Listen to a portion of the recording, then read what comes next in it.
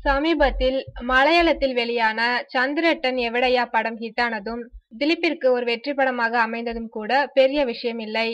அதில் கணவனை எந்நேரமும் போன் செய்து தொணத்தொணக்கும் மனைவியாக நடித்து அசத்திய அனுஸ்ரீக்கு தான் பாராட்டுகள் குவிந்த வண்ணம் இருக்கின்றன.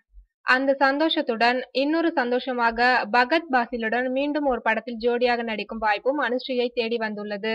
ஏற்கனவே பகத் பாசிலுடன் இணைந்து டைமண்ட் நெக்லஸ் என்ற படத்தில் நடித்துள்ளார் அனுஸ்ரீ. சொல்லப்போனால் அதுதான் அனுஸ்ரீயின் அறிமுக படம் என்பதால் அவரது முதல் ஹீரோவே பகத் பாசில் தான். தற்போது இவர்கள் இணைந்து நடிக்கும் புதிய படத்திற்கு மகேஷ் என்ற பிரதிகாரம் என பெயர் வைக்கப்பட்டுள்ளது. திலீஷ் போத்தன் என்பவர் படத்தை இயக்குகிறார். இப்படத்தில் பகத் பாசில் ஸ்டில் போட்டோகிராஃபராக நடிக்கின்றாராம்.